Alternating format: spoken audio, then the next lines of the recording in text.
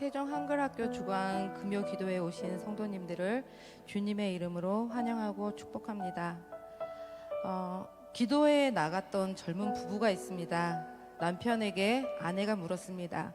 나는 남편을 위해 열심히 기도를 하는데 오늘 나를 위해 기도를 많이 했냐고. 그러자 남편이 나는 오늘 기도에 나온 친구들을 위해 기도하느라 아내를 위해 기도를 못했다고 하더라고요. 아내가 너무 서운한 나머지 남편을 위해서는 기도를 안 하겠다고 다짐하고 다음 기도 시간에는 옆에 있는 지체들을 위해 기도를 하였답니다. 그런데 예전에 자신을 위해서, 남편을 위해서 기도했을 때보다도 더 기쁜 마음으로 돌아왔는데요. 알고 보니 다른 이들도 자신이 아닌 옆에 지체를 위해 기도를 했기 때문이라고 합니다. 이름도 몰랐던 청년이 자신의 부부를 위해 기도를 하였다는 것입니다. 그 청년은 왜 내 기도도 많은데 왜 내가 남을 위해 이렇게 기도를 하는 거지? 이렇게 속으로 생각을 하면서도 그 부부를 축복하는 그 기도를 멈출 수 없었다는 간증을 했어요. 아내는 부끄러움 속에 더 많은 시간을 다른 지체들을 위해 기도를 하였다고 합니다. 이 시간 기도로 기도회를 시작했으면 좋겠습니다. 오늘 기도회 가운데 하나님의 임재가 있게 해달라고, 또 성령의 충만함과 그리고 이 자리에 함께한 성도님들의 하나님을 사랑하는 마음이 끊어지지 않도록 서로가 사랑하는 마음으로 동역하는 동역자들이 되는 기도의 시간이 될 수 있게 해달라고 우리 한번 합심해서 함께 기도하기 원합니다. 기도하겠습니다.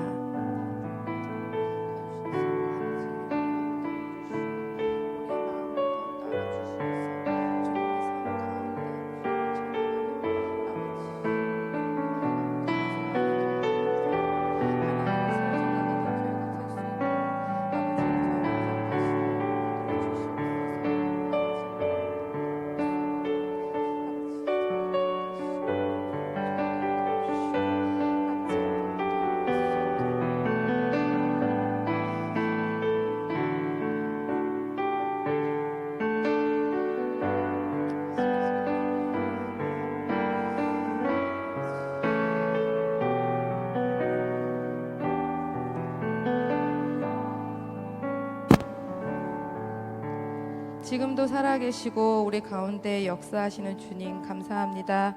늘 귀한 기도의 시간이 아침부터 저녁까지 주님을 찾고 구하며 주님의 그 말씀을 사랑하는 마음으로 이 자리에 또 달려나오게 하여 주시니 감사합니다.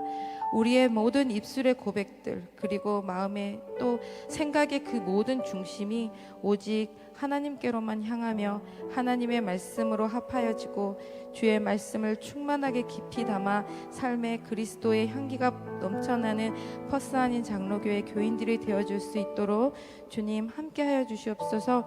찬양하는 지금 이 시간도 주님 홀로 영광 받으시길 간절히 원하며 예수님의 이름으로 기도합니다. 아멘.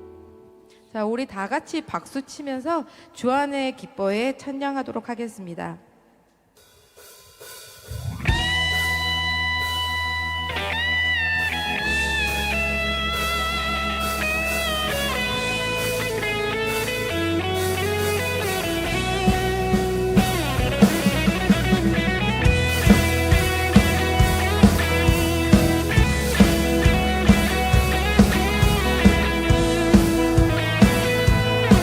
주안에서 기뻐해.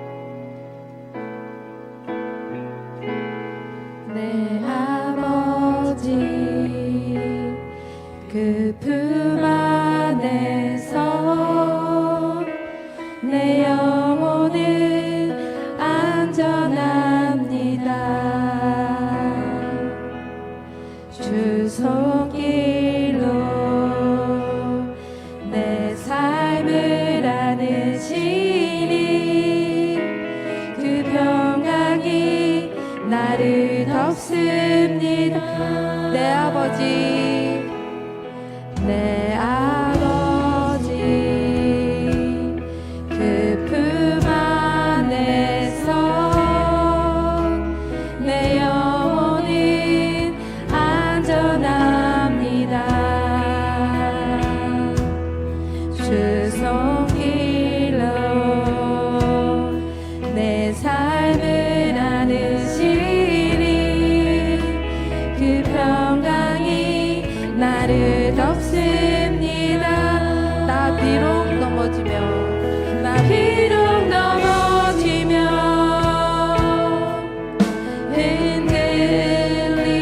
흔들리지만 주 내 안에 거하며 나를 붙드시니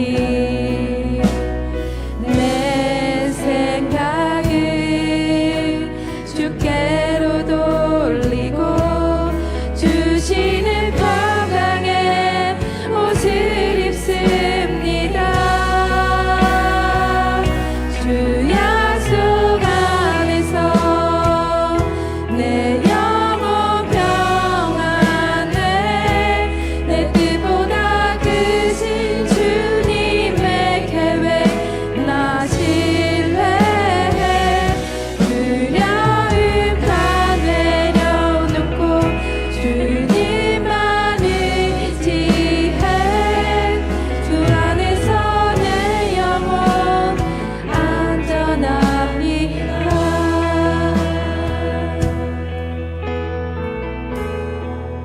내 아버지, 내 아버지, 그 품 안에서 내 영혼은 안전합니다. 주 손길로 내 삶을 안으시니 그 평강이 나를 덮습니다. 나 비록 넘어지며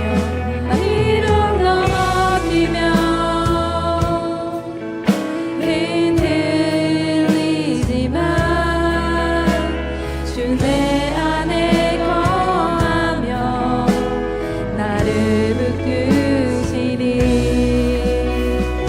내 생각을 주께로 돌리고 주시는 평강의 옷을 입습니다. 주 약속 안에서 내 영혼 평안해.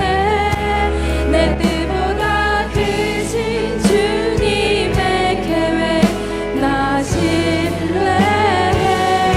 두려움 다 내려놓고 주님만 의지해. 주 안에서 내 영혼 안전합니다. 다시 한번 주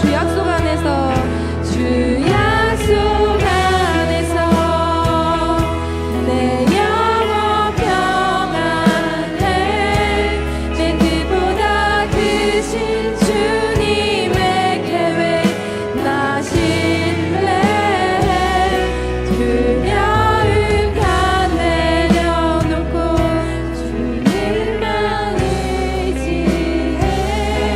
주 안에서 내 영혼 안전하다. 목소리로만 조용히 부르기 원합니다. 주 약속 안에서 내 영혼 평안해. 내 뜻보다 크신 주님의 계획 나 신뢰해. 두려움 다 내려놓고 주님만 의지해. 주 안에서 내 영혼 안전합니다. 주 안에서 내 영혼 안전합니다. 주 안에서 내 영혼 안전하니라.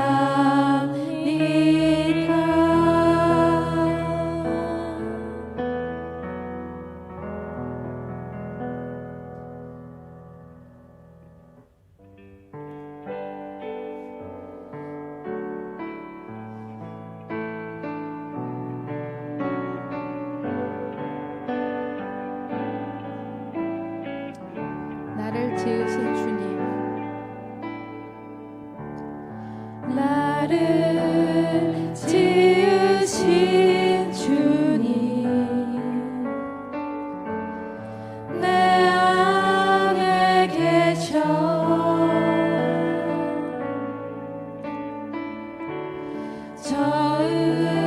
처음부터 내 삶을 그의 손에 있어줘.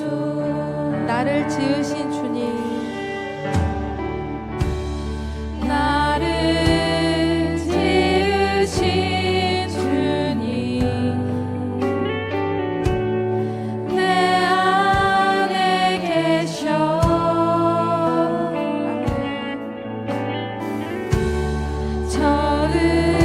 처음부터 내 삶을 그의 손에 있어줘. 내 이름 아시죠? 내 이름 아시죠. 내 모든 생각도 내 흐르는 눈물 그가 닦아주셨죠. 그는 내 아버지, 그는 내 아버지, 나 그의 소유.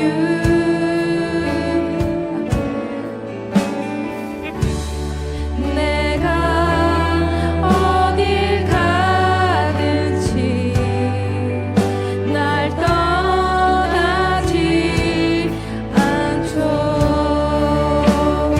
내 이름 아시죠? 내 이름 아시죠. 내 모든 생각도 내 모든 생각도 아바라 부를 때 그가 들으시죠. 아바 아버지,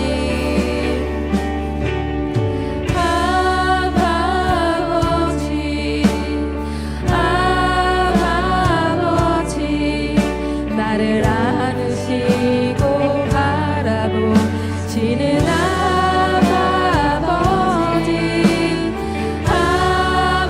아버지,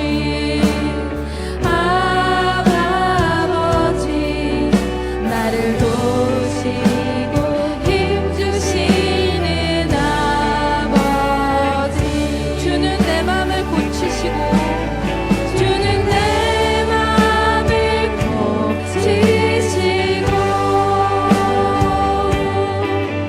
볼 수 없는 상처 만지시네.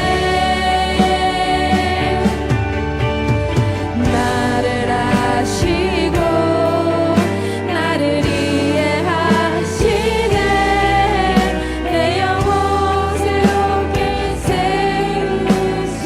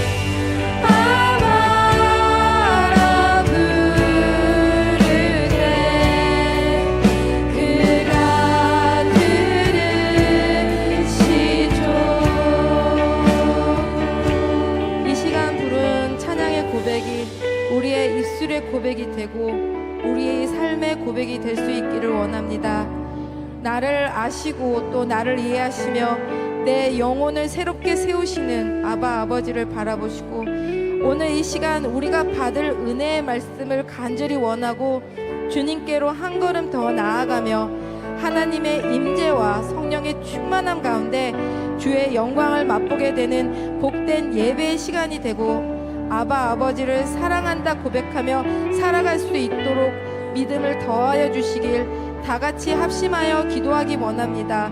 기도하시겠습니다.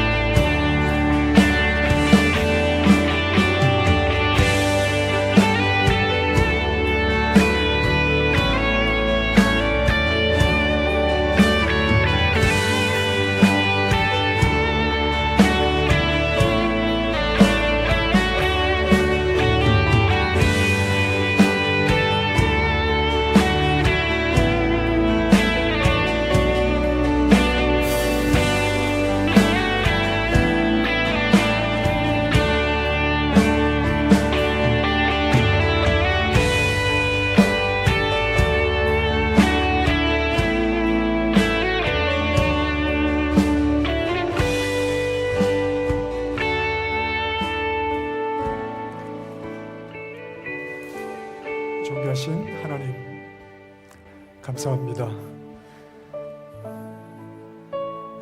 하나님의 크심을 고백하고 하나님을 신뢰하며 하나님의 지혜에 우리의 모든 것을 맡기고 하나님을 사랑하는 마음으로 주님을 따르게 하시니 감사합니다. 하나님을 향한 우리의 열심과 성실보다 우리를 향한 하나님의 사랑과 인도하심과 또 그 뜻이 크기에 비록 우리 스스로에게는 늘 부족함을 발견하나 성실하신 하나님, 전능하신 하나님을 더욱 의지하며 하나님께 우리를 맡겨드리기를 원합니다. 여러 가지 많은 생각들이 있으나 하나님 말씀 앞에 내려놓게 하시고 우리가 하나님을 찾은 것이 아니요 하나님이 우리를 부르셨으니 우리를 부르신 하나님의 뜻과 하나님께서 이루고자 하시는 일에 기꺼이 우리를 맡겨드릴 수 있도록 하나님의 뜻을 더 명확히 깨닫도록 성령께서 우리의 지각을 열어 주의 말씀을 듣게 하시기를 원합니다. 우리에게 말씀하신 하나님께 우리가 온 마음을 열고 가까이 나아가기를 원하오니 이 시간 성령께서 주장해 주시옵소서. 예수님 이름으로 기도합니다. 아멘.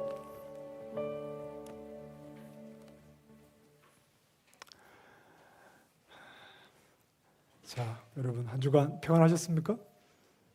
네. 휴가도 안 가시고 교회 잘 나오셨습니다. 네. 자, 오늘 우리가 함께 나눌 말씀은 시편 79편 1절에서 6절까지의 말씀. 79편 1절에서 6절까지의 말씀. 한 절씩 나누어서 말씀을 보겠습니다. 하나님이여, 이방 나라들이 주의 기업의 땅에 들어와서 주의 성전을 더럽히고 예루살렘이 돌무더기가 되게 하였나이다.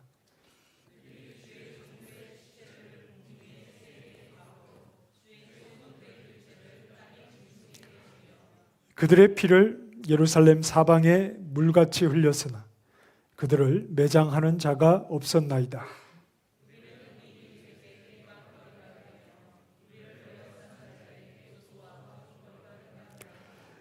여호와여, 어느 때까지니이까? 영원히 노하시리이까? 주의 질투가 불붙듯 하시리이까? 주를 알지 아니하는 민족들과 주의 이름을 부르지 아니하는 나라들에게 주의 노를 쏟으소서. 아멘. 자, 이 시편은 이제 예루살렘이 멸망하고 포로로 끌려간 성도가 예루살렘과 여호와의 성전의 그 멸망을 바라보고 너무나 잔혹하게 유다 땅을 짓밟은 그 이방인들, 바벨론 이방인들에 대한 심판을 호소하는 그런 내용입니다. 먼저 이방 나라가 얼마나 잔인하게 야만적으로 예루살렘을 멸했는가 하는 내용을 고발합니다. 1절에 주의 성전을 더럽혔습니다. 바벨론은 성전을 불사르고 성전에서 구별되어 쓰이던 그런 기물들을 자기 나라로 가져갔죠. 2절에 유다 백성들을 죽인 후에 시신을 방치하는 바람에 그 시신은 새의 그리고 짐승들의 먹이가 되었습니다. 굉장히 가장 조롱하는 수치를 주는 방법이었죠. 시신을 매장하지 않고 그대로 두는 것. 그래서 이제 구더기가 결국은 생기게 되죠. 지옥이 그렇다고 했습니다. 구더기가 죽지 않는다. 그 말은 가장 큰 수치를 영원히 경험하게 되는 것, 그 수치 속에서 영원히 살아가게 되는 것이 바로 지옥이라는 말이죠. 그 다음에 3절에 죽은 자가 살아남은 자보다 많아서 시신 매장이 불가능한 상황이었습니다. 자, 그뿐 아니라 이런 비참한 멸망을 통해서 4절에 이방의 비웃음과 조롱거리가 되고 말았습니다. 예루살렘 멸망 때에 활동을 했던 예레미야, 그의 애가를 보면 애가 2장 15절에 모든 지나가는 자들이 다 너를 향하여 박수치며 딸 예루살렘을 향하여 비웃고 머리를 흔들며 말하기를 온전한 영광이라 모든 세상 사람들의 기쁨이라 일컫던 성이 이 성이 아니냐 하며, 이방인들이 뭐라고 하느냐 하면 멸망한 예루살렘을 보고 너희가 세상에서 가장 아름답다면서, 너희가 가장 영광스럽다면서, 그런데 어떻게 하다가 이런 꼴이 되었느냐 하고 이방인들이 예루살렘을 비웃는 그런 상황들. 그리고 이어지는 16절에 보면 그들이, 이방 사람들이 어떻게 말하느냐 하면 우리가 그를 삼켰도다. 마치 악어가 그 먹이를 통째로 삼켜 사라지게 만드는 것처럼 이 바벨론이, 이방이 예루살렘을 삼켜버렸다. 너희는 끝났다. 흔적도 없이 멸망시켰다. 이렇게 이방 사람들이 외치는 겁니다. 오늘 우리가 읽은 이 시편 79편 7절에도 같은 표현이 나오는데, 그들이 야곱을 삼키고, 야곱은 이스라엘이죠. 그의 거처를 황폐하게 함이니이다. 그런데 하나님의 뜻은 그게 아니지 않습니까? 이렇게 아삽이, 이 시편을 기록한 아삽이 그렇게 반문을 하는 거죠. 5절에 여호와여 어느 때까지니까.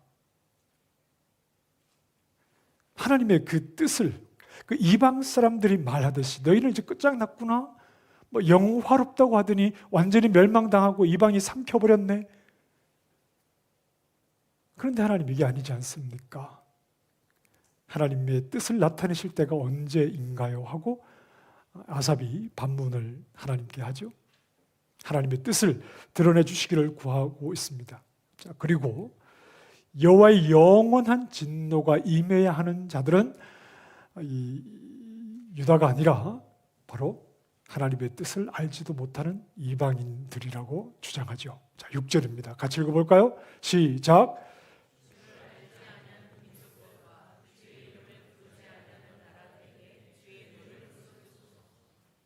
여러분, 이 말씀을 보면 이방 나라를 가리켜 어떻게 표현하고 있죠? 주를 알지 아니하는 민족, 즉 주님을 모르는 민족들이라고 표현합니다. 자, 그러나 이스라엘은 어떤 사람들일까요? 하나님을 알게 하신 자들이죠. 하나님을 아는 자들이죠. 우리가 지난 금요일에 나누었던 이 시편 77편에서 역시 아삽의 시인데, 이 시편의 성도는 큰 환난 중에 있는 자신에게 침묵하시는 하나님, 밤새 손을 들어 간구하는 자신의 간구에 응답하지 아니하시는 하나님 때문에 그 하나님께 뿌리를 둔 자신의 신앙이 매우 심하게 흔들리게 되었습니다. 큰 환난, 자신이 겪었던 큰 환난은 물론 개인적인 문제들일 수 있습니다. 시편에서 자주 등장하는 그 악인들의 문제. 악인들은 굉장히 자신과 평소에는 가까운 관계 속에 있었던 사람들이었죠. 한 상에서 먹고 마시던 악인들, 관계의 문제 또는 질병의 문제. 구약의 배경에서 질병이라고 하는 것은 범죄한 결과 하나님 내리시는 형벌로 굉장히 이해가 되었고, 그건 예수님 시대에도 다르지 않았죠. 앞을 보지 못하는 맹인을 보고 저 사람의 죄 때문인가 부모의 죄 때문인가 이렇게 이해할 만큼 어떤 병은 죄의 결과다 이렇게 이해를 하는 상황이었습니다. 그 다음에 악인들이 잘 되는 사회의 어떤 그런 죄악들, 이런 문제가 큰 개인의 환난일 수도 있습니다. 자, 그러나 동시에 이 큰 환난은 또한 어떤 국가나 공동체적인 문제일 수 있습니다. 가령 이방과의 전쟁이 일어났거나 또는 전쟁에 패해서 그만 나라가 멸망하게 된, 유다가 바벨론에 의해서 멸망당한 것 같은 이러한 큰 문제일 수 있습니다. 자, 그래서 이런 국가적인 위기라는 환난이 찾아왔는데 나라가 멸망하는 가운데 하나님께 도움을 구하는 기도에 하나님이 응답하지 않으실 때 큰 이 절망감을 느꼈던 겁니다. 그 시편 77편 9절에 하나님이 그가 베푸실 은혜를 잊으셨는가, 노하심으로 그가 베푸실 긍휼을 그치셨는가. 그 하나님의 침묵에 이런 생각을 하게 되었다는 거죠. 아, 하나님이 이제 더 이상 나에게 은혜를 베풀기를 원치 않으시는구나. 이렇게 나는 하나님의 은혜에서 버림을 받았구나. 이렇게 생각을 하게 되었던 겁니다. 자, 그러나 이 어려움을 어떻게 회복을 하는가 하면 당장의 현실보다 또 현재 상황보다 하나님의 하나님 되심이 더 크다는 확신을 하게 된 겁니다. 하나님이 하나님 되심은 변함이 없고 당장의 현실보다 하나님 되심은 더욱 크다 하는 사실을 그가 확신하는 것이었습니다. 자, 현실은 늘 변합니다. 그러나 하나님이 하나님 되심은 결코 변하지 않죠. 자, 변하는 현실은 변하지 않는 하나님보다 크지 않습니다. 변하는 것은 변하지 않는 분으로부터 변하지 않는 분의 다스림 아래에 있는 겁니다. 하늘의 해는 변하지 않죠. 그러나 그 해 아래에서 땅에 심은 씨앗은 싹을 틔우고 그 해 아래에서 변하지 않는 해 아래에서 그 식물 줄기가 자라고 그 해 아래에서 꽃이 피고 열매가 맺고 열매가 자라 또 물어있게 됩니다.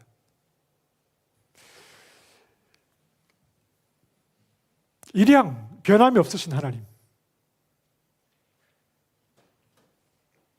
내가 맞이하는 변화는 다 변함이 없는 하나님 통치 아래에, 그 다스림 아래에 있는 겁니다. 그래서 믿음의 사람인 우리가 늘 변하는 이 변화무쌍한 현실 속에서 고백해야 하는 것은 지금 내가 맞이하는 변화 속에서 흔들림 없이 하나님은 변함이 없으시다.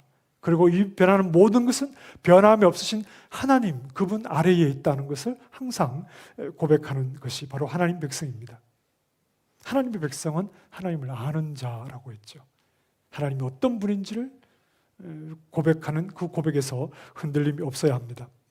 자, 하나님께서 우리를 자기 백성으로 부르시고 우리에게 자신을 알리실 때 우리의 환경을 안전하게 지켜주겠다. 무슨 일이 있어도 어떤 변화나 혼란이 없도록 해주겠다. 그런 의미로 우리를 부르신 것은 아닙니다. 그런데 또 우리는 늘 하나님께 우리의 안전을 요구하고 흔들리지 않기만을 하나님 앞에 구하고 있습니다. 고난이 없는 삶, 고난이 없는 삶, 자존심 상하지 않도록 하나님께서 나를 안전하게 지켜주시는 것, 이런 것이 하나님께서 우리를 위해서 하시는 일이라고 그렇게 생각을 합니다. 왜냐하면 우리는 더 이상 어떤 것을 하나님 앞에 잘 구하지 않거든요. 그저 변함이 없이 안전하게 나를 지켜주시는 것, 이거 이상 하나님 앞에 여러분 뭘 구하시죠? 왜냐하면 그 정도가 하나님이 나에게 하실 일이라고 생각을 하기 때문에 그렇습니다. 하나님은 그렇게 알고 있으니까 우리가 구하는 것도 그 정도의 수준을 벗어나지 못하는 거죠. 그냥 그 정도면 감사한 겁니다. 그 정도면 만족하는 겁니다. 이게 하나님과 우리의 관계의 어떤 수준이 될 수 있습니다. 자, 시편 제3권이 시작되는 73편부터 계속해서 이 아삽의 시들이 이어지고 있습니다. 어떤 개인적인 문제보다는 하나님 앞에 여러 가지로 좀 탄원하고 하나님 앞에 간구하는 그 내용들이 어떤 개인의 문제보다는 그 예루살렘의 멸망과 관계된 것이 쭉 73편부터 계속해서 이 시편들의 배경이 되어 오고 있습니다. 개인적이건 또는 공동체적이건 하나님의 백성이 어려움을 해결하는 방법은 동일하죠. 그게 개인적인 문제이건 나라의 문제이건 간에 어려움을 해결하는 방법은 동일합니다. 변하는 상황보다 변하지 않는 하나님을 바르게 아는 것, 변하는 모든 상황이 변하지 않으시는 하나님의 다스림 아래에 있다는 사실을 고백하는 것, 이것을 잊지 않는 것이 중요합니다. 자, 그러면 아삽이 그 예루살렘의 멸망과 같은 큰 환난을 마주하고 있는 이런 상황에서 과연 어떤 변하지 않는 하나님의 모습에 주목하고 있는가, 우리가 좀 생각을 해봐야 하는데요. 아삽이 주목하는 하나님의 그 속성은, 하나님의 변하지 않는 모습은 바로 하나님의 긍휼입니다. 긍휼이라는 말은 자비롭다 이런 뜻이죠. 측은히 여긴다, 불쌍히 여긴다, 동정한다, 이런 의미의 말입니다. 긍휼. 자, 8절 말씀 같이 읽어보겠습니다. 8절 시작. 우리 조상들의 죄악을 기억하지 마시고 주의 긍휼로 우리를 속히 영접하소서. 우리가 매우 가련하게 되었나이다. 자, 유다에게 멸망이 왜 찾아왔죠? 예루살렘이 불타고 성전이 무너지게 된 것이 왜 그렇습니까? 유다 백성들이 하나님 앞에 죄를 범했기 때문입니다. 자신들의 조상 때부터 범죄한 그 죄에 대해서 하나님이 심판하신 겁니다. 그러니 하나님의 심판은 정당한 심판입니다. 정당한 심판이죠. 자, 그러나 하나님은 자기 백성과의 관계를 이 정당함을 가지고 유지하는 것이 아니라 긍휼을 가지고 유지하십니다. 하나님께서 범죄한 자들에게 심판하시는 것은 정당하신 겁니다. 당연히 그러해야 한다는 말이죠. 그러나 하나님이 자기 백성과의 관계를 유지하시는 것은 그 정당함으로 유지하시는 것이 아니라 긍휼로 유지하고 계시다. 다시 말해서 이스라엘 백성이 정당해서 하나님 백성이라는 신분을 유지하는 것이 아니라 하나님께서 그들에게 긍휼 베푸시기 때문에 그들이 하나님 백성의 신분을 잃지 않는 것입니다. 정당성 때문이라면 하나님은 자기 백성을 완전히 멸하셔야 되겠죠? 우리가 지난 시편인가요?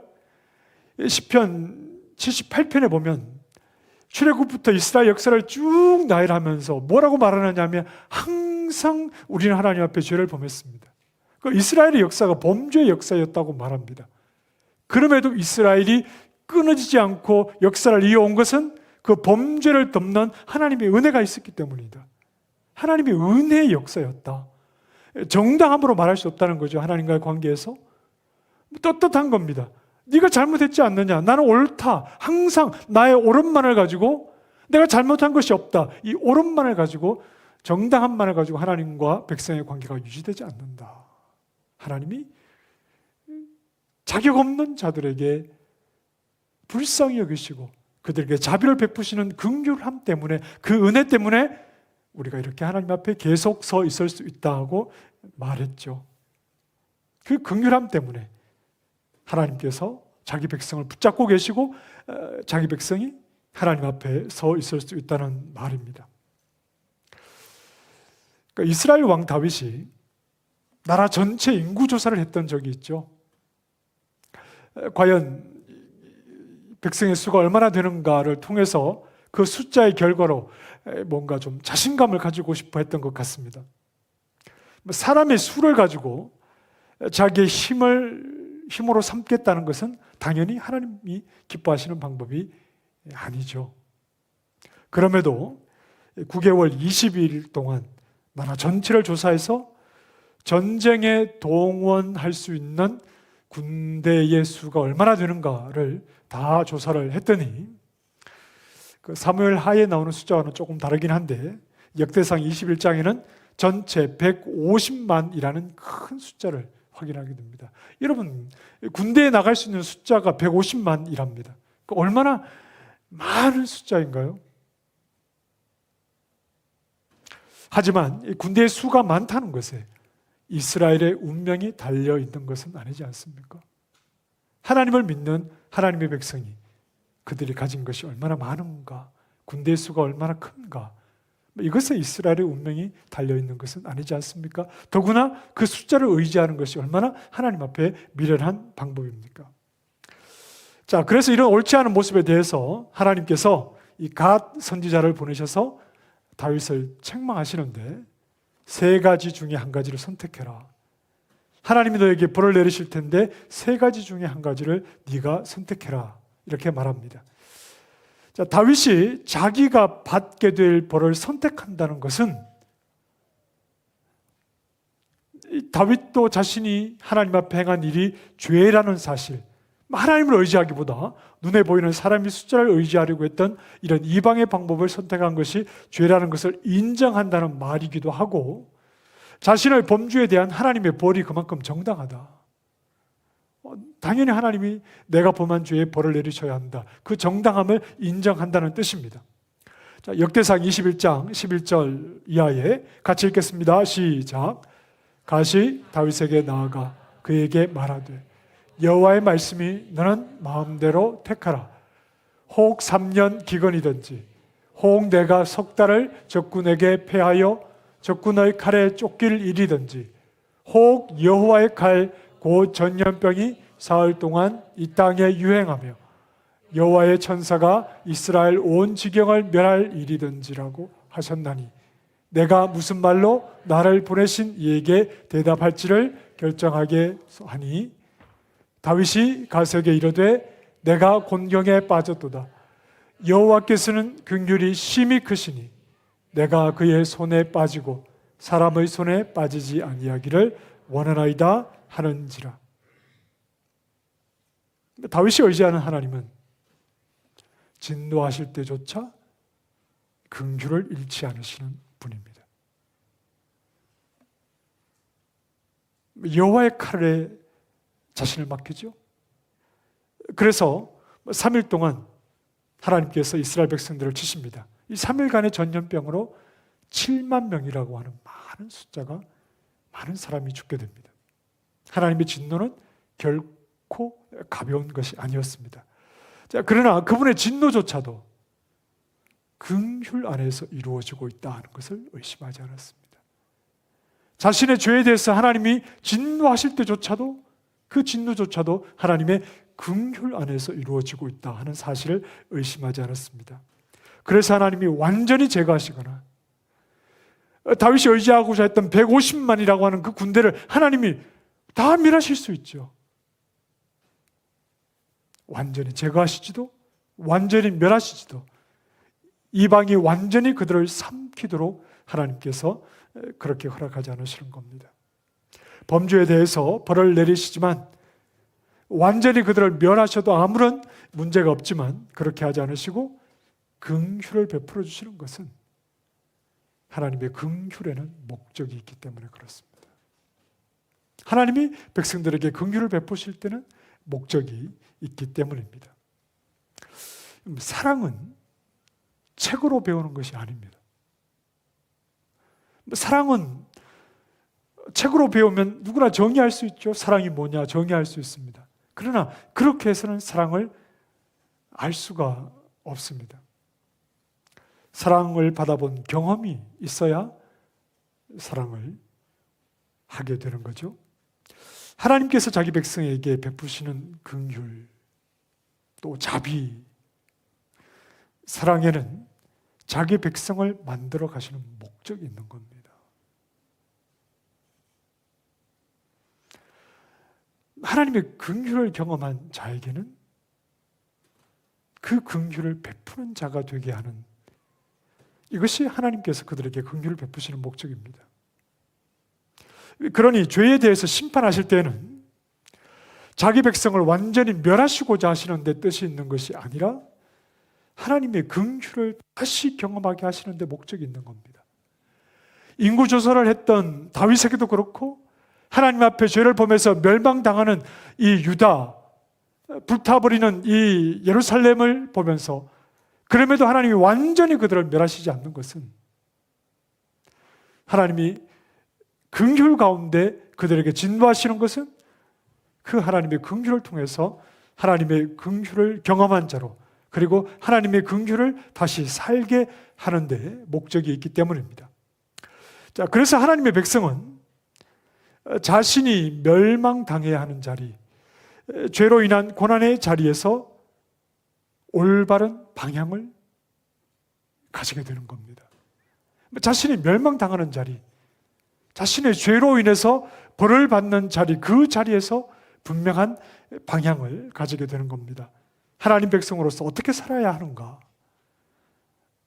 이것에 대한 바른 소망을 가지는 자리는 내가 무너진 자리입니다. 왜냐하면 무너진 자리에서 나를 향한 하나님의 긍휼을 보게 되기 때문입니다. 실패를 통해서 자기 백성을 세워가시는 하나님입니다. 성공한 자리에서 자기 백성을 끌고 가는 것이 아니라, 이스라엘 백성은 늘 실패 역사 아닙니까? 범죄의 역사입니다. 그러나 그들에게 매 순간 하나님께서 은혜를 베풀어 주십니다. 그 죄에 대해서 심판하시지만, 그 죄 때문에 하나님이 형벌을 내리시지만 완전히 멸하지 않고 그 실패를 통해서 하나님께서 계속해서 그들에게 긍휼을 베푸심으로 실패를 통해서 자기 백성을 세워 가십니다. 이 하나님을 모르는 자들이 바로 이방인들입니다. 주를 알지 못한 자들, 주님을 모르는 자들이라고 이방인을 이렇게 말하지 않았습니까? 주님을 알지 못하고 주님이 자기 백성에게 내리는 진노, 그러나 그 이면에 있는 긍휼, 그것을 전혀 볼 수 없는 자들이 바로 이방인들입니다. 우리 신앙은 하나님을 배우는 시간입니다. 우리가 신앙생활을 하는 것은 하나님을 배우는 시간입니다. 신앙생활을 하면서 누구나 경험하는 것은 실패입니다. 여러분 모두가 그렇지 않습니까? 우리가 신앙생활을 하면서 모두가 경험하는 것은 실패입니다. 원하지 않는 무너짐이 있습니다.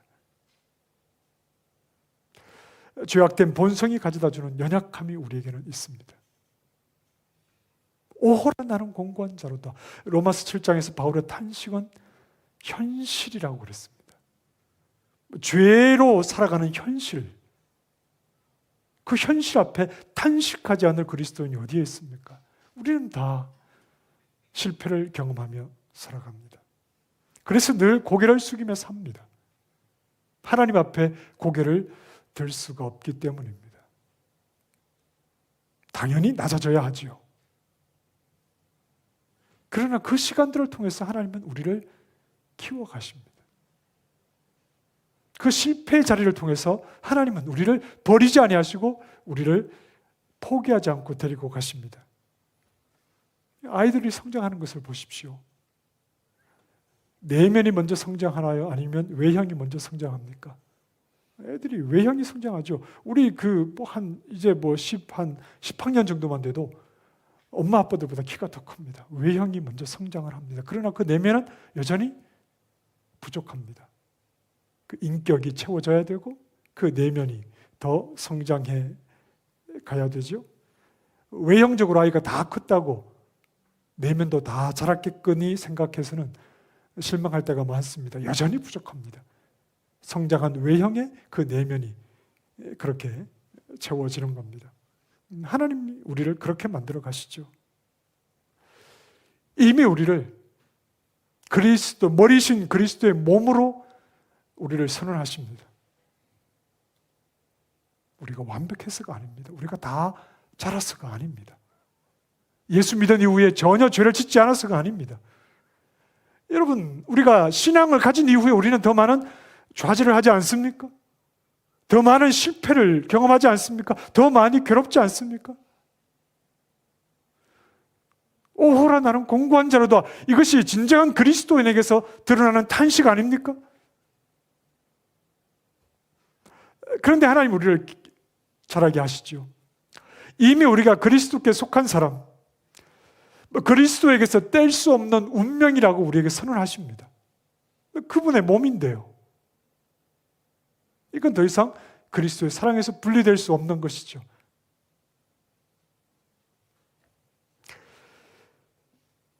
그리고 시간 속에서 우리를 성장시키십니다. 실패가 있죠. 넘어짐이 있습니다. 실패했다고 구원이 취소되는 것입니까? 실패와 넘어짐 속에서 우리를 성장시켜 가십니다. 실패와 넘어짐으로 우리를 끝나지 않고 실패와 넘어짐을 통해서 우리를 계속해서 끌고 가시는 것은 그 실패를 무엇으로 덮으시기 때문입니까? 하나님의 긍휼로 덮으시기 때문입니다. 예수 믿은 이후에도 우리는 사실은 우리의 일생은 범죄의 일생입니다. 그러나 하나님 앞에 부끄러운 우리의 모습들이 매 순간 드러나지만 우리의 모든 연약함을 하나님께서 포기하지 않고 그분의 긍휼로, 그분의 자비로, 그분의 사랑으로 덮으십니다. 그러니 사실 예수 그리스도 안에서 우리의 일생은 하나님의 긍휼을 경험하는 일생입니다.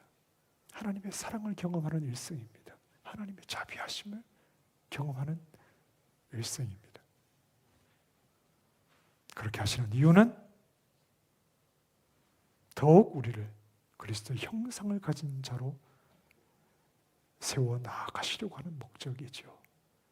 우리가 일평생 경험하는 것이 하나님의 자비하심인데, 일평생 경험하는 것이 우리를 포기하지 않는 하나님의 사랑인데, 우리가 평생 경험하는 것이 나를 향한 하나님의 긍휼인데 계속해서 하나님의 긍휼과 자비를 경험하게 하시는 것은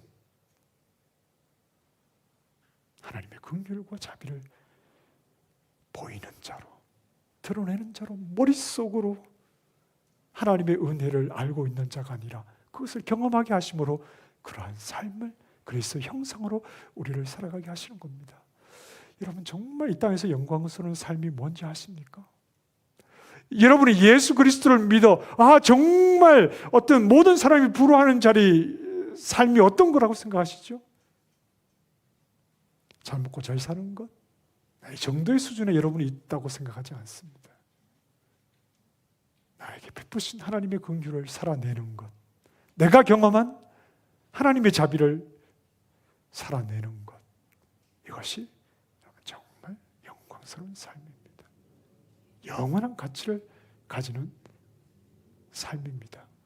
정당성을 가지고 상대를 무너뜨리지 않는 것, 긍휼로 상대를 품는 것, 이것이 이 땅에서 그리스도인이 살아가는 영광스러운 삶이죠. 하나님을 닮은 자가 되게 하는 것, 하나님의 영광을 우리에게 나누어 주시는 것입니다. 경험하고 있지 않습니까? 매일 경험하고 있지 않습니까? 그 영광스러움을 우리에게 나누어 주는 것, 그것을 하나님의 긍휼로 우리 안에서 만들어 가시는 겁니다. 때로는 죄 때문에 실패합니다. 이방 사람 같은 저 불신자들이 예수 믿는 우리를 비웃어서 우리의 자존심이 상할 때도 있습니다. 그러나 여전히 하나님의 긍휼이 나를 붙잡고 있다는 사실을 잊어서는 안 됩니다. 하나님은 우리 평생에 그분의 긍휼을 맛보게 하시고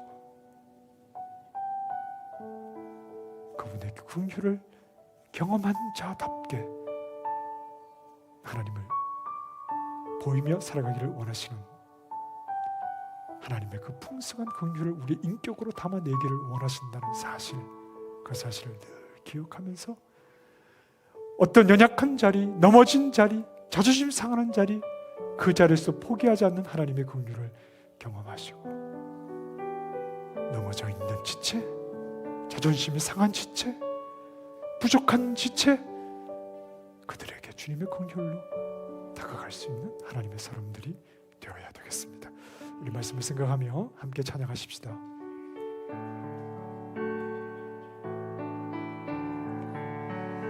내 모든 소원 기도의 제목 예수님 닮기 원함이라. 예수님 형상 나 입기 위해 세상에 보았기 전에 예수님 닮기 내가 원하네. 날 구원하신 예수님을 내 마음속에 지은 고도사 주님의 영상 잊히소서. 무한한 사랑 풍성한 긍휼 슬픈 자 위로하시는 주. 길은 죄인 부르는 예수 그 영상 닮게 하옵소서. 예수님 닮기 내가 원하네. 날 구원하신 예수님을 내 마음속에 지은 고도사 주님의 영상 잊히소서. 겸손한 예수 거룩한 주님 원수의 멸시 참으시사 이를 위해 고난을 받은 구주를 닮게 하옵소서. 예수님 닮기 내가 원하네. 날 구원하신 예수님을 내 마음속에 지금 고도사 주님의 영상 잊히소서. 우리 함께 기도하겠습니다. 우리는 하나님을 아는 사람들입니다. 무엇보다 하나님은 긍휼의 하나님이신 것을 알고 있습니다. 우리의 연약함과 때로는 죄로 넘어질 때에도 우리에게 긍휼 베푸시기를 멈추지 않으십니다. 연약한 우리의 일생은 하나님의 긍휼을 경험하는 시간입니다. 늘 주의 긍휼로 살아가게 하시기를, 부끄럽고 혹 범죄하였을 때 더욱 주님의 긍휼을 구하며 주님께 나오게 하시기를, 일평생 주님의 긍휼을 의지하게 하시기를 우리 시간 말씀을 생각하며 함께 기도하겠습니다. 하나님 아버지, 하나님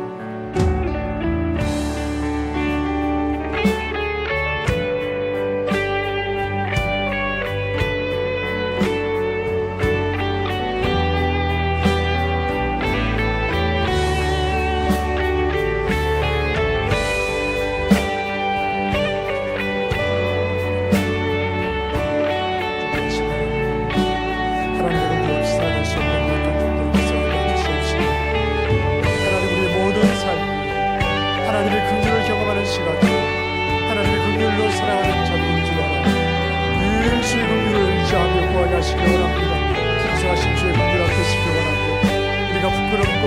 꼭 하나님 앞에 범죄할 때조차 더욱 우리를 보이신 하나님을 의지하게 하셔서 주님께 향해 나아가는 믿음의 신실한 종들 되게 해주시옵기를 소망합니다.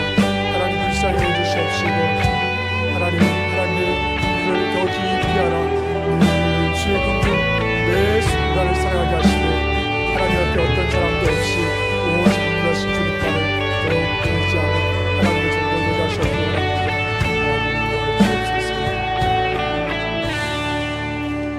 우리가 평생 하나님의 긍휼하심을 맛보며 살아가는 사람들입니다. 그러나 우리는 또한 자라가야 하죠. 하나님의 긍휼을 보이는 모습에서 더욱 커가야 합니다. 언제나 정당성만을 가지고 큰 소리치지 않습니까? 나는 늘 옳고 그 옳음을 가지고 남을 정죄하고 있지는 않습니까? 언제 상대 연약함을 이해할 수 있죠? 늘 내가 옳다고만 자랑하고 늘 내가 옳다고만 큰 소리치고 있으면 언제 상대 연약함을 이해하고 그의 연약함을 품어줄 수가 있습니까? 우리의 일생이 주님의 긍휼을 맛보는 시간들이니 주님의 긍휼함을 서로에게 베풀게 하시기를, 이러한 성도의 모습이 되게 하시기를 다시 한번 우리의 마음을 드리며 함께 기도하겠습니다. 하나님 아버지, 일평생 우리가 하나님의 긍휼을 맛보며 살아가고 있사옵니다. 하나님의 긍휼하심 안에서 우리가 자라가기를 원합니다. 하나님의 긍휼을 보이는 모습에서 크게 하시기를 원합니다. 언제나 정당성만을 가지고 큰 소리치고 나의 옳음을 가지고 남을 향해 정죄하는 하나님, 이러한 모습을 내려놓게 하시고 상대 연약함을 이해하고 그를 품을 수 있는 주님의 긍휼이 이제 안에 더욱 크게 해주셔서 하나님 아버지, 이전에 품을 수 없었던 지체를 품고 이전에 용납할 수 없었던 지체를 용납함으로 하나님들을 품는 모습으로 주님의 긍휼 안에서 자라가는 하나님의 사람들이 하시옵기 원합니다. 성도의 모습을 다르게 가지고 그렇게 생각하기를 원하오니 아버지 하나님, 내 감정을 인도해 주시옵시고 하나님이 기뻐하시는 모습, 하나님의 긍휼 안에 있는 하나님의 사람답게 그렇게 긍휼 안에 있던 하나님의 사람들이 하시옵기 원하오니 주님, 하나님 앞에 차분히 우리의 마음을 내어드리며 오늘 하루도 나에게 보여주신 하나님의 긍휼이 얼마나 큰지를 생각하게 하시고 하나님, 어제보다 오늘 더욱 하나님의 긍휼 안에서 더 내가 자라가고 있는지, 옆에 있는 이웃들과 성도들은 얼마나 품고 있는지 저 자신을 돌아보게 하셔서 그렇게 하나님 기뻐하신 하나님의 사람으로 서게 하시옵기 원합니다. 주여 놀라주시옵소서.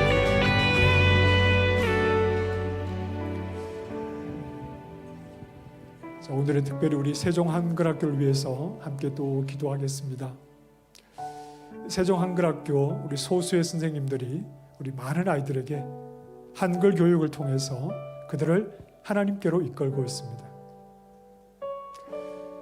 우리 교사들을 위해서 이 시간 함께 기도할 때요, 영혼 사랑하는 마음을 주시기를, 그저 한글을 배우는 아이들이 아니라 하나님께 나와야 할 영혼들인 줄 생각하고 그 영혼 사랑하는 마음을 주시기를, 사랑으로 잘 돌보고 섬기게 하시기를, 한글 가르치는 일들을 잘 할 수 있도록 지혜를 주시기를, 그리고 그 부모와 또 소통을 잘 할 수 있도록 하나님께서 지혜해 주시기를, 우리 교사들을 위해서 기도해 주시고 함께 할 수 있는 교사들을 더욱 하나님께서 허락해 주시기를, 우리 한글학교를 섬기는 우리 교사들을 위해서 이 시간 함께 기도하겠습니다.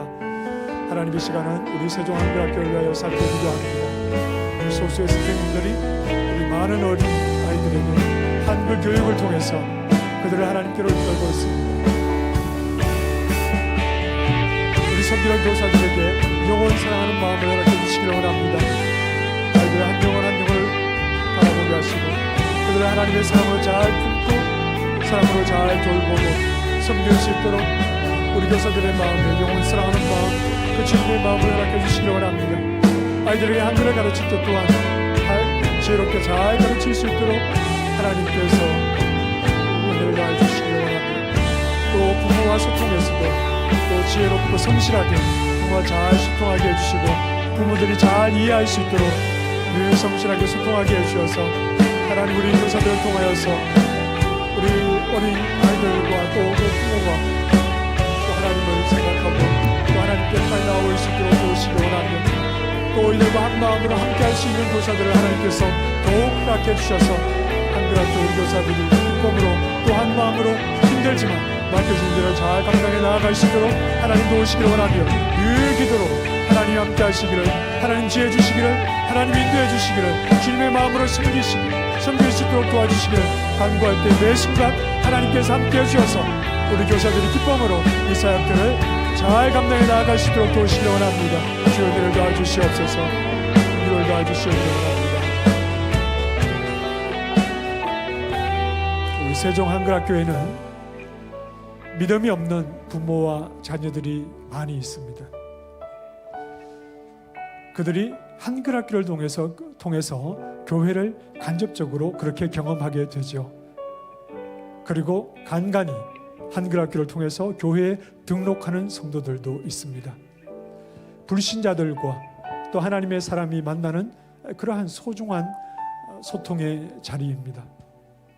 한글학교에 오는 우리 부모와 자녀들의 마음을 열어주시기를 우리 섬기는 교사들을 통해서 그들이 하나님에 대해서 마음이 열려질 수 있도록 하나님께서 간섭해 주시기를 퍼스 지역의 불신 가정이 한글학교를 통해서 또 하나님께 나아올 수 있도록 영혼을 구원하는 일에 귀하게 사용되게 하시기를 다시 한번 우리 세종 한글학교를 위해서 불신 가정의 자녀와 부모를 위해서 하나님께로 나올 수 있는 은혜의 자리가 되도록 인도해 주시기를 함께 기도하겠습니다. 하나님 아버지, 특별히 우리 세종 한글을 통하여서 영혼을 구원하시는 하나님의 놀라운 일들이 나타나기를 원합니다.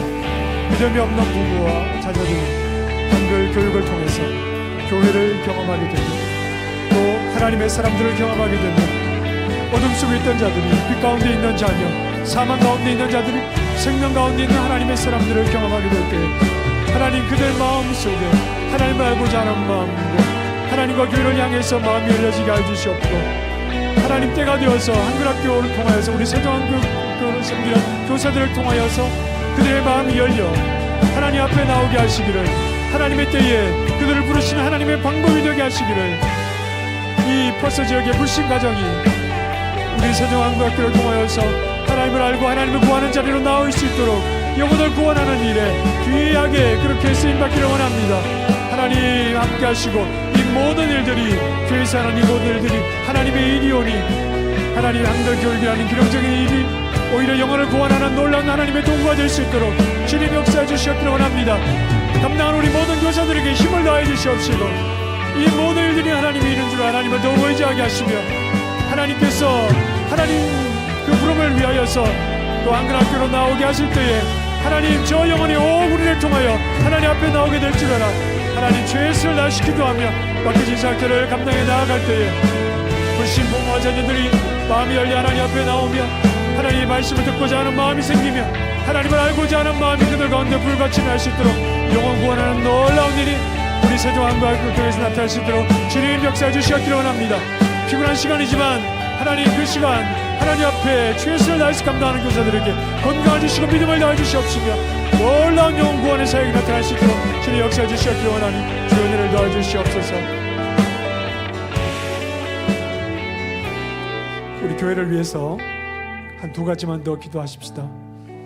우리를 교회로 부르신 하나님의 뜻과 인도하심을 따라서 우리 교회가 더욱 성경적인 교회로서 가도록 함께 기도하십시다. 우리를 교회로 부르신 하나님의 뜻이 무엇일까요? 예수 잘 믿어 복 받는 겁니까? 성대 수가 늘어나는 겁니까? 우리를 교회로 부르신 하나님의 뜻이 무엇일까요? 복음 진리의 말씀으로 이 교회를 이끌어 가시기를 교회의 크고 작은 일들을 잘 풀어갈 수 있도록 우리에게 지혜 주시기를 서로 다른 여럿이 하나님의 부름을 받아 함께 한 가족이 되었으니 서로의 다름을 이해하고 품어주는 섬김과 하나됨의 아름다운 일이 우리 가운데 있도록 그리고 교회를 섬기는 자리에 있는 모든 지체들에게 감당할 수 있는 지혜, 건강, 환경 허락해 주시고 특별히 하나님의 은혜를 더해 주시기를 우리 교회를 위해서 이 시간 함께 기도하겠습니다. 하나님 아버지, 우리를 교회로 부르셨습니다. 우리를 교회로 부르신 하나님의 뜻을 깊이 생각하게 하시고 우리가 더욱 하나님 기뻐하시는 교회가 되기를 원하오니 하나님, 그렇게 하나님의 교회로 바르게 써갈 수 있도록 우리를 인도해 주시옵기 원합니다.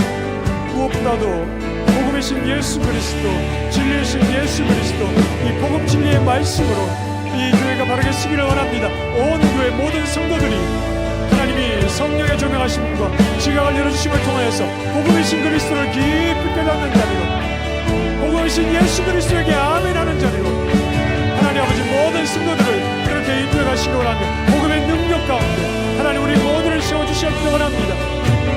하나님, 우리가 서로 다르지만 예수 그리스도 안에서 우리를 다 하나로 불러주시고 한 성령 안에서 하나 되게 하신 하나님의 뜻을 우리 모두가 이뤄가야 할 터인데 교회 안에 작은 나눔이 없게 하시고 다툼이 없게 하시고 분리됨이 없게 하시고 미워함이 없게 하시고 분냄과 당짓는 일이 없게 하시고 하나님 나라에 합당하지 않은 그런 일들이 우리 가운데 교회를 부름을 받았음에도 불구하고 하나님 아버지, 인간의 생각과 고집을 가지고 자기의 잘남을 가지고 어리석게 하나님 이렇게 당을 짚고 서로를 구별짓는 어리석음이 우리 가운데 없도록 하나님 우리의 마음을 주님께서 수장해 주시기 원합니다.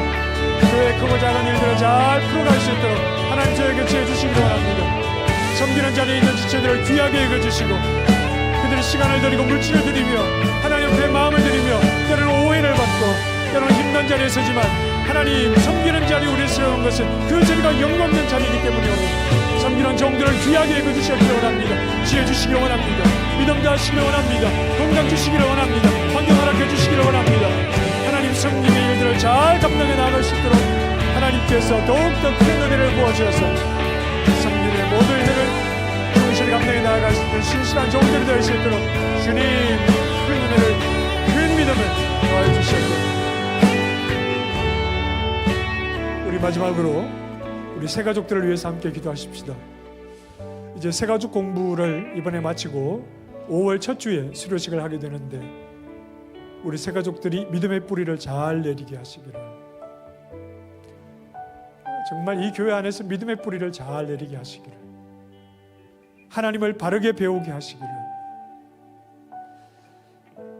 하나님이 기뻐하시는 교회를 잘 이루어 가도록 그렇게 하나님께서 이 새가족들에게 은혜를 더하시고 온 교회가 새가족들에게 사랑과 관심과 섬김을 베풀게 하시기를, 우리 새가족들을 위해서 온 교회가 오직 하나님의 뜻 안에서 하나 되게 하시기를 우리 교회를 위해서 한 번 더 기도하시고 자유롭게 기도하도록 하겠습니다. 하나님 아버지, 특별히 이 시간 우리 새가족들을 위해서 기도합니다. 이제 하나님 새가족 공부를 마치고 또 우리 교회 안에 정체가 믿음의 뿌리를 잘 내릴 수 있도록 하나님을 바르게 배울 수 있도록, 그래서 하나님 기뻐하시는 교회로 바르게 갈 수 있도록